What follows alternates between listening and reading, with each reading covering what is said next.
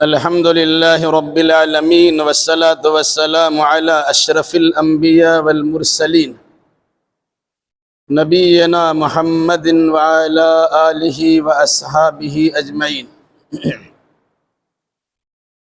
أعوذ بالله من الشيطان الرجيم. بسم الله الرحمن الرحيم. إذا وقعت الواقعة ليس لوقعتها كاذبة خافضة الرافع إذا رجت الأرض رجا وبست الجبال بسا فكانت هباء منبثا. اس سورہ کا نام ہے سورۃ الواقعہ. وقع یقع کا معنی ہوتا ہے کسی واقعہ کا پیش آنا. اس عام طور سے کہتے ہیں آئیے ایک واقعہ سناتے ہیں. ناگہانی ہنگامی شکل میں جو صورتحال پیدا ہوتی ہے اس کو واقعہ سے تعبیر کیا جاتا ہے. اس کی پہلی آیت میں لفظ واقعہ ہے جو در حقیقت قیامت کے ناموں میں سے ایک نام ہے. واقع ہونے والی، قائم ہونے والی، ثابت ہونے والی. اسی لفظ واقعہ کو اس سورہ کا نام دے دیا گیا. یہ سورہ مکی ہے اور مضمون سے اندازہ ہوتا ہے کہ مکہ کے درمیانی ایام میں اس سورہ کا نزول ہوا ہے. اس سورہ کا مرکزی مضمون قیامت کو واقع ہونے کی خبر دینا ہے اور بطور خاص انسان کی تین قسموں کا تذکرہ کرنا ہے. لوگ تین حالات میں بڑھ جائیں گے اور اسی مناسبت سے ان کے ساتھ قیامت کے دن فیصلہ ہوگا، اس کا ذکر کرنا ہے. اذا وقعت الواقعہ، جب واقع ہونے والی چیز واقع ہو جائے گی، جب قائم ہونے والی چیز قائم ہو جائے گی، یعنی جب قیامت برپا ہوگی. لیس لوقعتها کاذبہ، اس کے واقع ہونے کو وہاں کوئی جھٹلانے والا نہیں ہوگا. دنیا میں تو انسان جھٹلاتا ہے لیکن مرنے کے بعد کوئی جھٹلا نہیں سکے گا، کیونکہ سب تو دیکھ رہا کہ قیامت سے ہم دو چار ہو گئے. یا لیس لوقعتها کاذبہ، اس کے واقع ہونے میں کسی قسم کی جھوٹ بات شامل نہیں ہے، بالکل سچی ہے، مبنی پر حقیقت ہے، اس میں جھوٹ کا کوئی شائبہ بھی نہیں.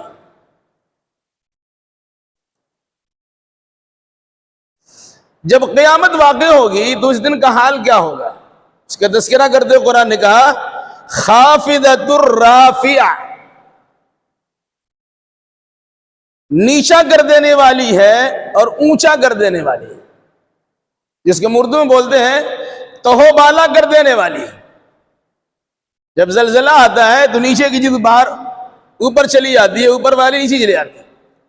ایک اس کیفیت کا تذکرہ ہے کہ قیامت میں نیچے کی چیز اوپر اور اوپر کی چیز نیچے چلی جائے گی.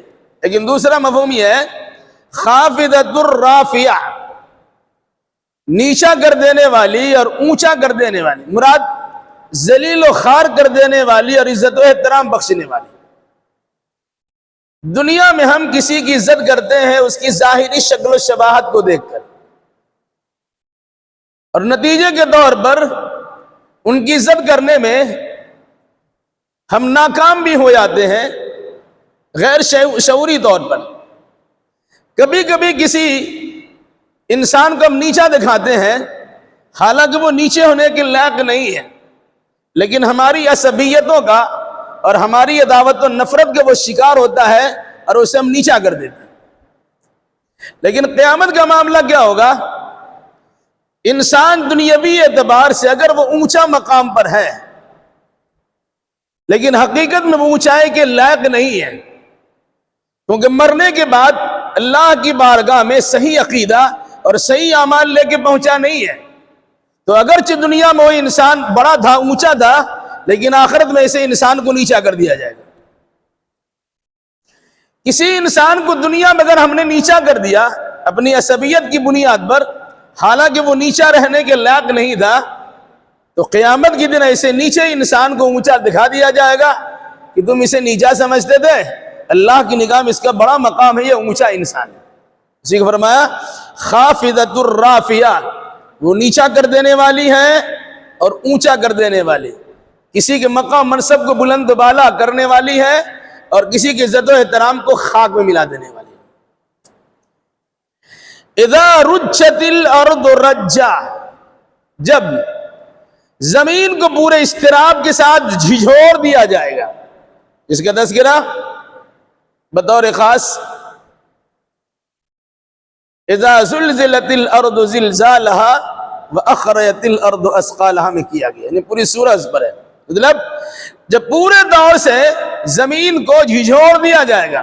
آج زلزلہ کہیں کہیں آتا ہے، تھوڑی دیر کے لیے آتا ہے، 2-4 سیکنڈ کے لیے آتا ہے، تو تباہی مچا کے چلا جاتا ہے۔ پوری دنیا میں اکثر زلزلہ نہیں آتا، لیکن قیامت کے زلزلے سے متعلق بات کی گئی، یہ پوری زمین پر مشرق و مغرب اور شمال و جنوب جہاں تک زمین ہے ساری زمین پر زبردست زلزلہ آئے گا۔ تو زلزلہ کی کیفیت کیا ہوگی؟ اندر کی ساری چیزیں باہر آ جائے گی۔ اسی فرمایا اذا رجت الارض رجا، جب پورے اضطراب کے ساتھ اور پورے طور سے زمین پر بھونچال آ جائے گا اور زلزلہ برپا ہو جائے گا۔ وَبُسَّتِ الْجِبَالُ بَسَّا، اور جب پہاڑوں کو ریزہ ریزہ کر دیا جائے گا۔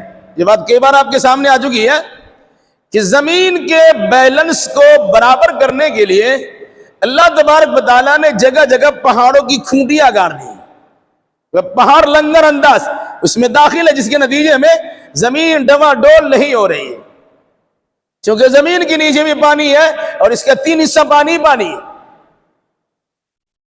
اس کے باوجود اللہ نے زمین کو انسان کے رہنے کے لائق بنایا ہے، ورنہ یہاں سوار ہوا دھس جائے، ادھر سوار ہو ادھر دھس جائے تو آدمی کی زندگی ڈوا ڈول ہو جائے گی۔ تو اللہ نے اس کے ڈوا ڈول سے بچانے کے لیے جگہ جگہ پر زمین میں جگہ جگہ پر پہاڑوں کو نصب کر دیا، گاڑ دیا۔ لیکن اس پہاڑ کا حال کیا ہوگا؟ وَبُسَّتِ الْجِبَالُ بَسَّا، اس دن پہاڑوں کو ریزہ ریزہ کر دیا جائے گا، چورا چورا، بالکل پہاڑ جو ہے ملبوں میں تقسیم، وہ ذرات ان کے اڑ جائیں گے۔ کیفیت کیا ہوگی؟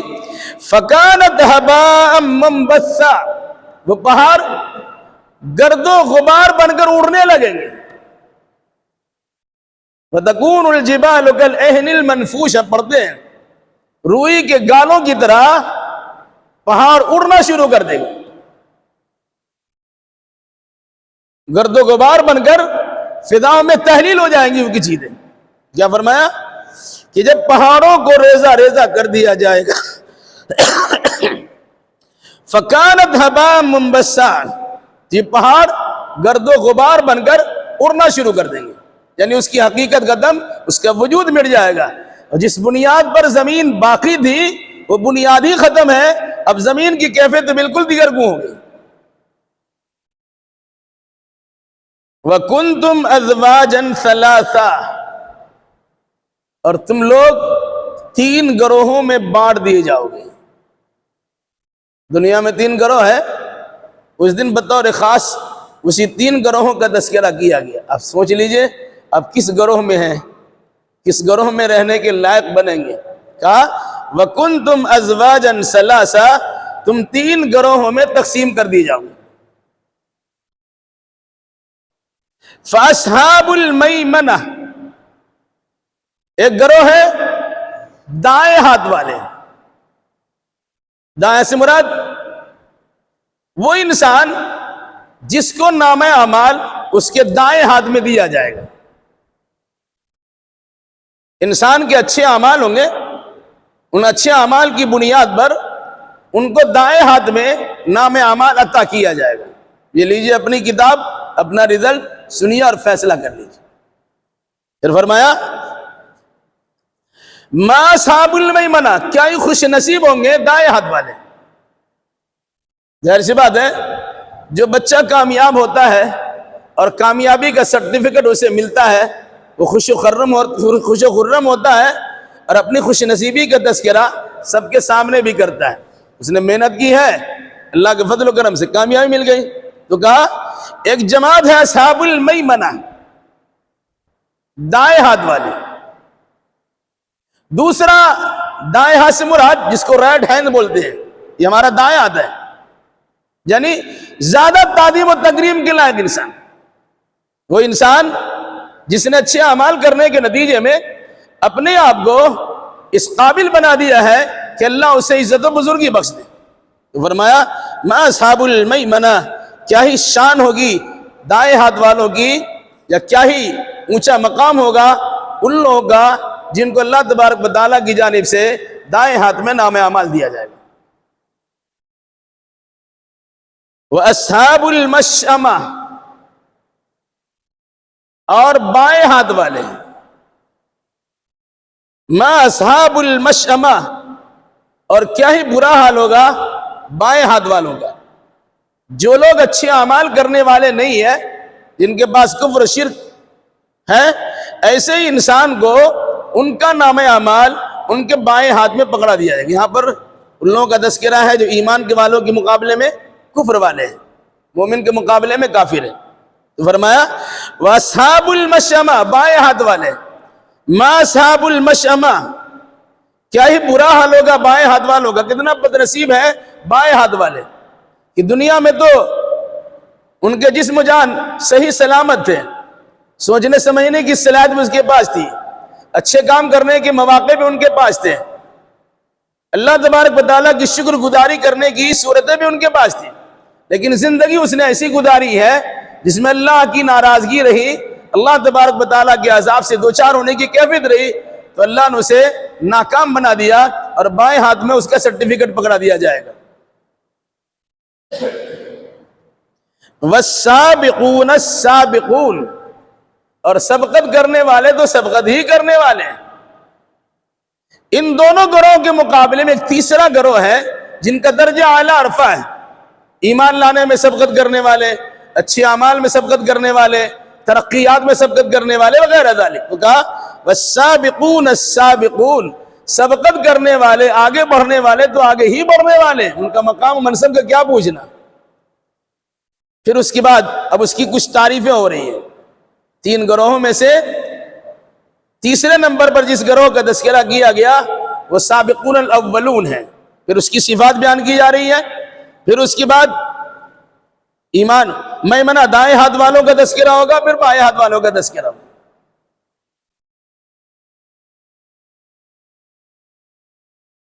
والسابقون السابقون, اور سبقت کرنے والے تو سبقت ہی کرنے والے ہیں. کہتے ہیں وہ تو فلاں انسان, اس کا مقام منصب تو مسلم ہے. کیوں؟ اولئک المقربون, یہ قربت والے اللہ کے بڑے نزدیکی ہیں. سبقت کرنے والے یہ اللہ کے قریبی بندے ہیں, اللہ کے نزدیک رہنے والے بندے. اس طرح نزدیک, انسان اللہ سے بھاگتا نزدیک کیسے ہوگا؟ جو انسان اللہ کی بندگی, اللہ اس کے رسول کے فرمان پر کے مطابق جتنا کرے گا اتنا اللہ تبارک و تعالیٰ قریب ہوتا ہے. اور بطور خاص حدیث آپ کو معلوم ہے, انسان جب سجدے میں ہوتا ہے تو اپنے رب سے بہت زیادہ قریب ہوتا ہے.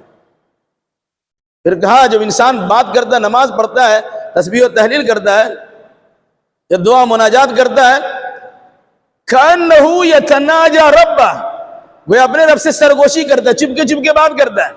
چپکے چپکے بات کون کرتا ہے؟ جو قریبی ہوتا ہے. تو کہا اولئک المقربون, یہ سبقت کرنے والے ہی مقرب بندے ہیں. پھر اس کا درجہ کیا ملے گا؟ فی جنات النعیم, نعمتوں بھری جنت میں انہیں داخل کیا جائے گا. نعمتوں کے باغات میں انہیں داخل کیا جائے گا.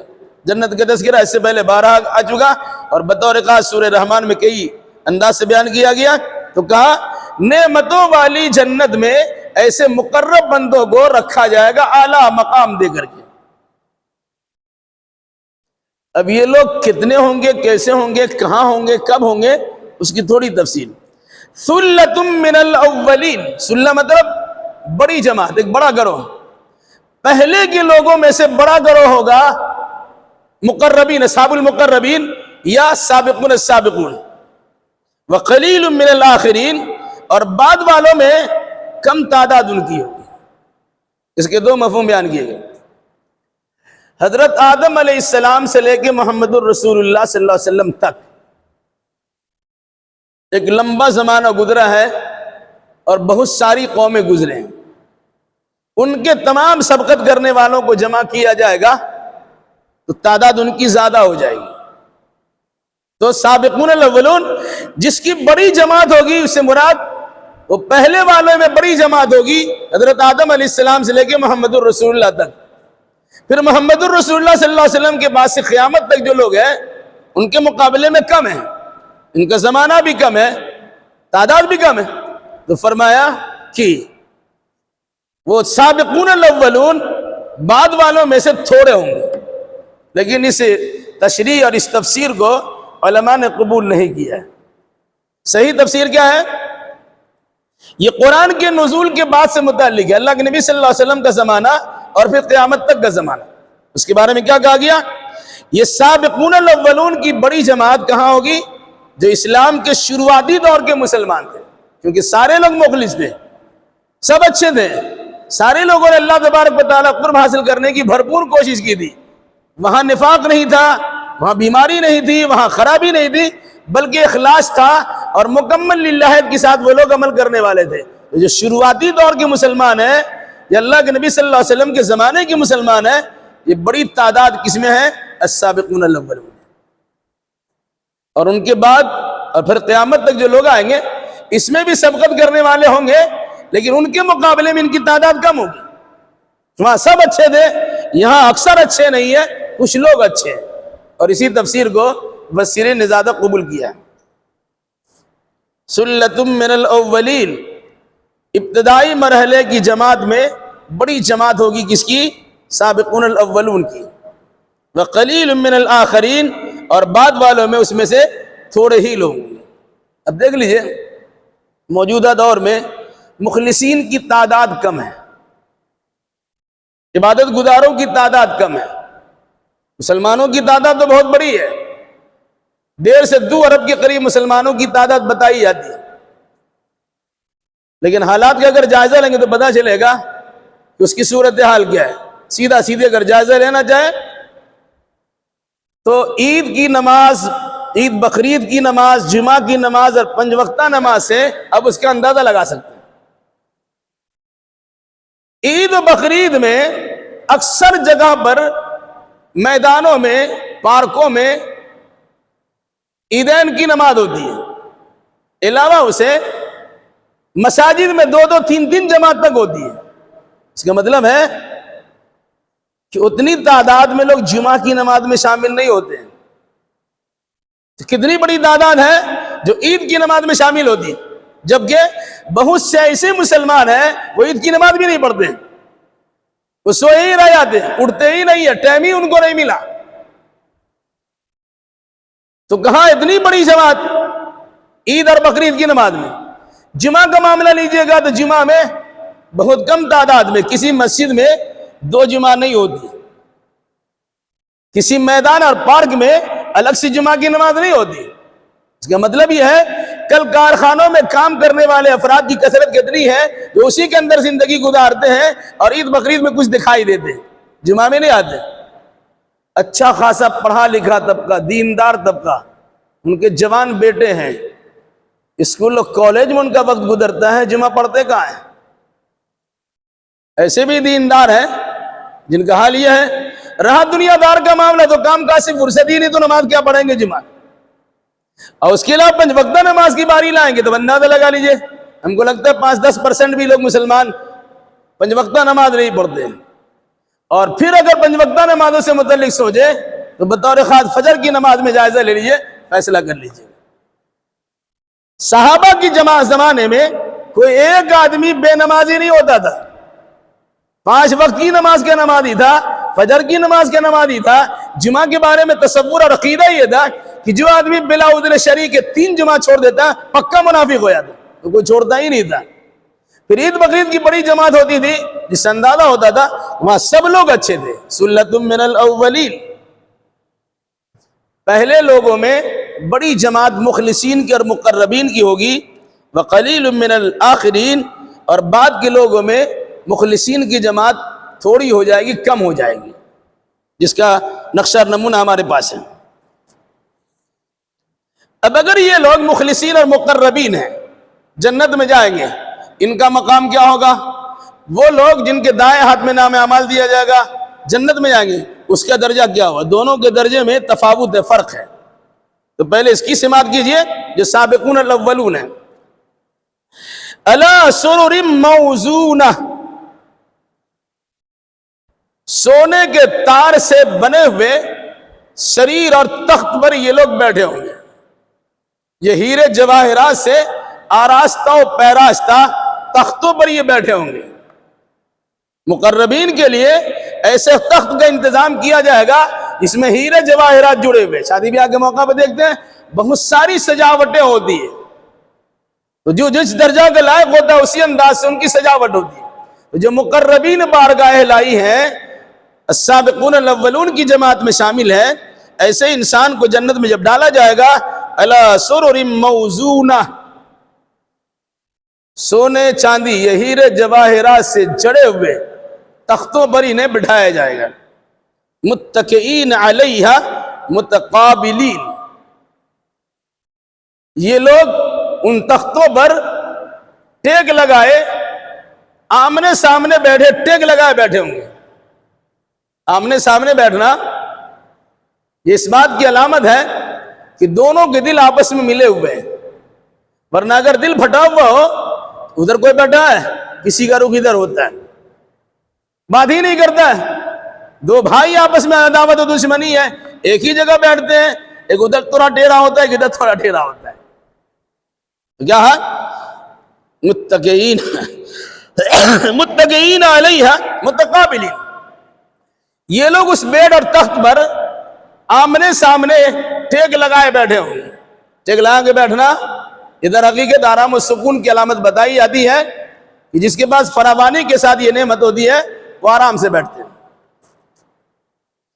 یطوف علیہم ولدان مخلدون، گردش کریں گے ان پر ایسے بچے جو ہمیشہ بچے ہی رہیں گے، جو خادم خدام ہوں گے، غلمان جسے قرآن نے کہا ہے، وہ خدمت کرنے کے لیے مستقل آنا جانا کریں گے، وہ سب بالکل نوخیز، اور وہ ہمیشہ ہمیشہ جنت میں نوخیز ہی رہیں گے، اس پر بڑھاپا طاری نہیں ہوگا، بلکہ بچے ہیں تو بچے ہی رہیں گے، وہ گلدستہ کی طرح سجے ہوئے اور کھانے پینے کے سامان اشیاء خوردنی لیے ہوئے ان لوگوں کے درمیان گردش کر رہے ہوں گے۔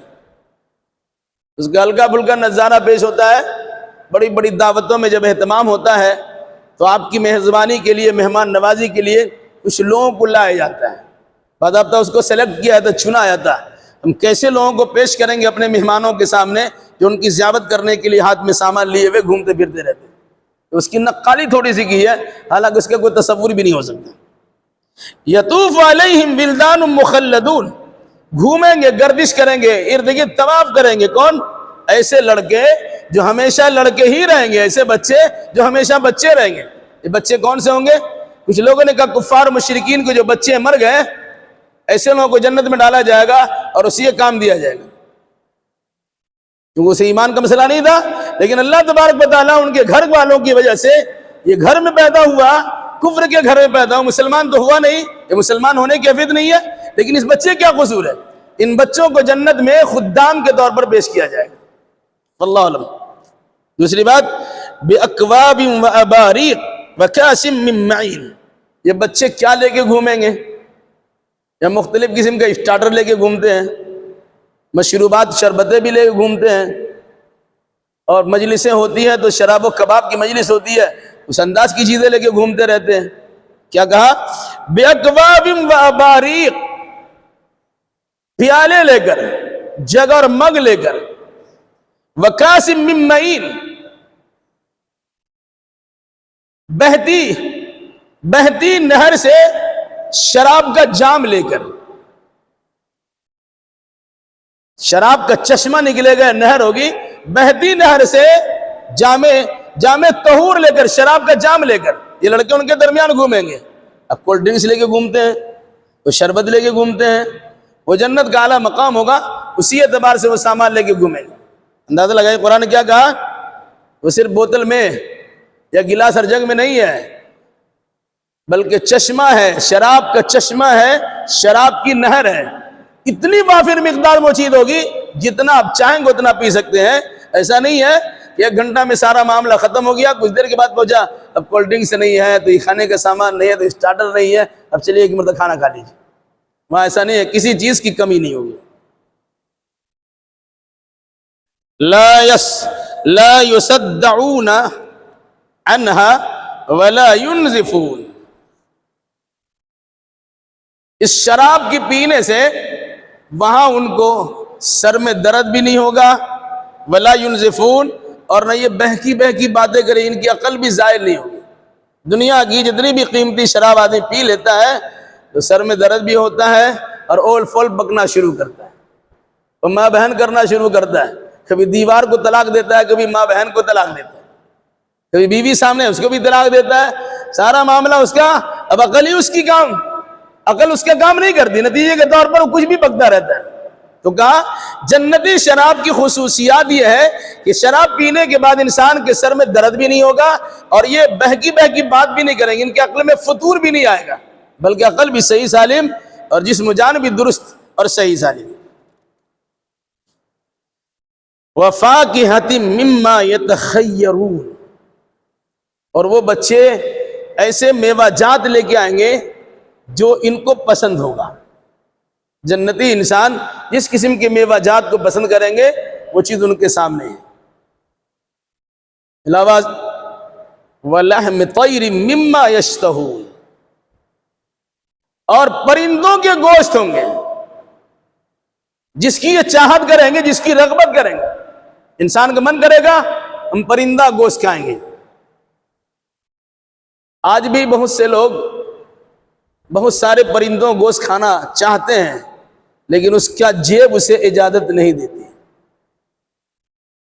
لیکن جس کے پاس اللہ تعالیٰ نے وسائل دیا ہے وہ ہر ہفتہ اس طرح کی چیزیں استعمال کرتے ہیں اور اہتمام کرتے ہیں کہ جو اس ہفتہ یہ فلاں چیز، یہ فلاں ڈش بنایا جائے گا، فلاں سامان لایا جائے گا، فلاں پرندوں کی خریداری ہوگی وغیرہ وغیرہ۔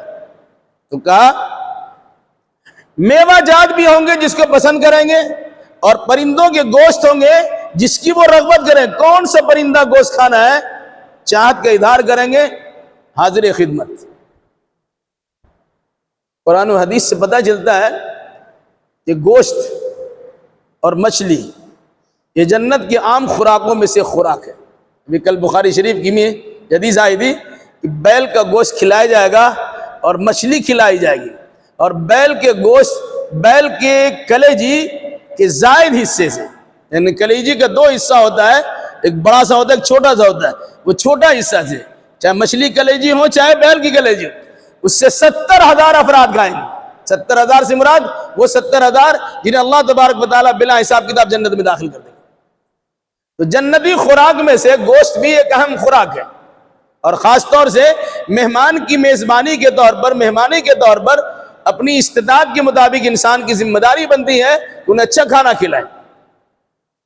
تو فرمایا وَلَحْمِ طَيْرٍ مِّمَّا يَشْتَهُونَ، پرندوں کا گوشت جس کی یہ رغبت کریں گے، جس کی چاہت کریں گے، فرشتے اسے لے کے حاضر ہوں گے۔ یا مچھلی کا فش فنگر اور اس قسم کی ساری چیزیں آپ کو پیش کی جاتی ہے، وہاں کے اعلیٰ درجات کے اعتبار سے اللہ کی جانب سے ایسے مقربین کی دل جوئی کی خاطر انہیں کھلائے پلایا جائے گا۔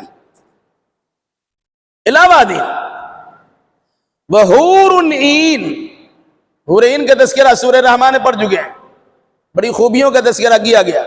وحور عین، خوبصورت آنکھیں والی حوریں ہوں گی، کامثال اللؤلؤ المکنون، گویا کہ وہ بحفاظت رکھے ہوئے موتی ہیں۔ موتی استعمال ہوگا اس کا رنگ فرق پڑ سکتا ہے، لیکن اگر اس کو پردے میں رکھا اور بحفاظت رکھا تو برسہ برس رہنے کے بعد بھی اس کے اندر وہ خوبی اور چمک باقی رہتی ہے۔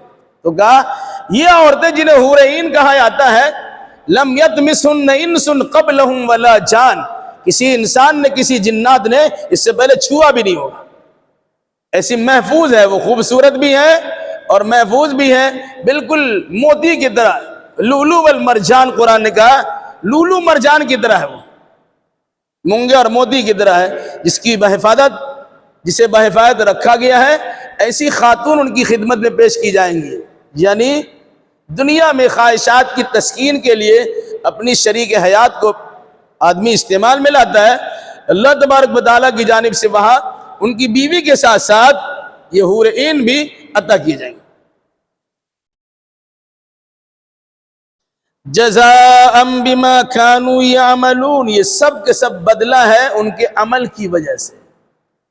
انسان عمل کچھ نہیں کرے گا اور سوچے گا ہم کو مل جائے، نہیں. اسلام میں اعمال کی بڑی قدر ہے، ایمان کے ساتھ ساتھ عمل کی بڑی قدر ہے. عمل آپ کے درست ہوں گے تب یہ چیزیں آپ کو ملیں گی. تو جزاء بما كانوا يعملون، ان لوگوں نے جیسا عمل کیا ہوگا اسی اعتبار سے ان کو بہتر سے بہتر بدلہ دیا جائے گا. لا يسمعون فيها لغوا ولا تاثیما، جو انسان جنت میں چلا جائے گا تو جنت والوں کے لیے کیا معاملہ ہے؟ اس میں نہ کسی قسم کی لغو بات سنیں گے نہ گناہ کی بات سنیں گے. جنت کا ماحول بڑا پرسکون ہوگا، خوشگوار ماحول ہوگا. وہاں کچھ لغویات بھی نہیں ہوگی، وہاں گالی گلوچ بھی نہیں ہے، وہاں غیبت و چگلی بھی نہیں ہے، وہاں گناہ کا کام اور گناہ کی بات بھی نہیں ہے. بالکل خوشگوار ماحول میں انسان جنت میں زندگی گزارے گا. کہا لا يسمعون فيها لغوا ولا تاثیما، جنتی لوگ اس میں نہ کوئی لغو بات سنیں گے، بےہودہ اور خواہ کی بات سنیں گے اور نہ گناہ کی بات سنیں گے. الا قیلا سلاما سلاما، مگر صرف کیا بات ہوگی؟ سلام سلام کی بات سنی جائے گی. ایک دوسرے کو سلام کے ذریعے سے تحیہ و مبارکبادی پیش کی جائے گی. علاوہ اس کے سلامتی کی باتیں ہوں گی. یہاں دنیا میں جتنی بھی خوش نصیبی ہو، جتنے بھی فارغ البالی ہو، کسی کا کسی سے ٹکراؤ رہتا ہی ہے. کبھی بھائی بھائی میں ٹکراؤ ہے، کبھی بھائی بہن میں ٹکرار ہے، کبھی ماں باپ میں ٹکرار ہے، کبھی بیٹا اور باپ میں تکرار ہے، کہ بیٹی اور ماں میں تکرار ہے، کبھی دوست احباب میں تکرار ہے. تو یہاں کا ماحول تو عجیب ہے. دم میں تولا دم میں ماشا. ابھی آپ کی تعریف کر رہے ہیں، پھر اس کی تھوڑی دیر کے بعد گالی گلوچ کرتے ہیں. ابھی آپ کے سامنے بڑی لمبی لمبی بات کرتے ہیں، پیچھے جا کے آپ کے خلاف بکتے ہیں. جنت کا ماحول ایسا نہیں ہوگا. جنت کا ماحول بڑا خوشگوار ہوگا، سلامتی کی دعائیں ملے گی، سلامتی کے ساتھ رہیں گے اور کھانے پینے کی ساری فراوانی اور ساری سہولیات بھی رہے گی. یہ بطور خاص ان کے لیے ہے السابقون الاولون اولئک المقربون. جو سابقون الاولون ہیں، ایمان میں سبقت کرنے والے، اخلاق میں سبقت کرنے والے، اعمال میں سبقت کرنے والے، صدقہ و خیرات میں سبقت کرنے والے، اللہ کی قربت و نزدیکی لیے سبقت کرنے والے، ان کا مقام ہے، جس کی بڑی تعداد شروعاتی دور کے لوگوں کی ہوگی. بعد میں بھی ایسا نہیں کہ بعد کے لوگ اس سے خالی ہو جائیں گے، بعد کے لوگوں میں ایسی تعداد ہوگی لیکن مختصر تعداد ہوگی. کوشش یہ کرنی چاہیے کہ آدمی سابقون الاولون کی جماعت میں شامل ہو جائے تاکہ اس کی زیادہ پذیرائی ہو اور اللہ تبارک و تعالیٰ کی جانب سے اسے زیادہ انعام سے نوازا جائے. رہا اس کے بعد کا معاملہ عام صالحین، عام انسان، اچھے انسان، اس کے بارے میں تذکرہ آگے. اللہ ہمیں اور آپ کو اور جملہ مسلمانوں کو کتاب و سنت کی روشنی میں حقیقی عقیدہ و اعمال بجا لانے کی توفیق میں رحمت فرمائے.